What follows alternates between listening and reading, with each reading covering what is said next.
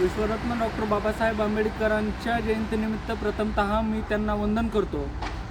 साताऱ्याला जिल्हा परिषदेच्या शाळेमध्ये शिकत असताना डॉक्टर भीमराव आंबेडकर यांना एका रंजनामधील पाणी शाळेच्या बाहेर ओतलेलं असायचं आणि त्यामधील पाणी त्यांना प्यायला लागायचं। ज्या दिवशी शाळेमध्ये शिपाई आलेला नसायचा त्या दिवशी त्यांना पाणी प्यायला मिळायचं नाही, त्यांना तहानलेल्या अवस्थेमध्ये राहायला लागायचं। एके दिवशी मुसळधार पाऊस सुरू होता आणि हा लहानगा चिमुरडा आणि देशाचं उज्ज्वल भविष्य असलेले डॉक्टर बाबासाहेब आंबेडकर त्या पावसामध्ये चालत जाऊन चिखलानी भरलेल्या पायांनी आणि ओल्या झालेल्या कपड्यांनिशी शाळेकडे प्रस्थान करीत होते।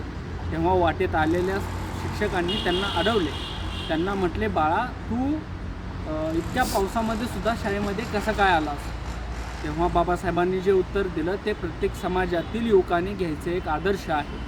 डॉक्टर बाबासाहेब आंबेडकर म्हणाले की मला शिकायचं आहे, शिक्षण घ्यायचं आहे, कारण समाजामध्ये असलेली विषमता मला दूर करायची आहे आणि ज्या प्रकारे समाजामध्ये अन्याय होतोय तो अन्याय मला दूर करायचा आहे। त्याकरिता शिक्षण घेऊन मला स्वतःला समृद्ध करायचं आहे, कारण शिक्षण हे वाघिणीचं दूध आहे आणि जो शिकेल तो गुरगुरल्याशिवाय राहणार नाही।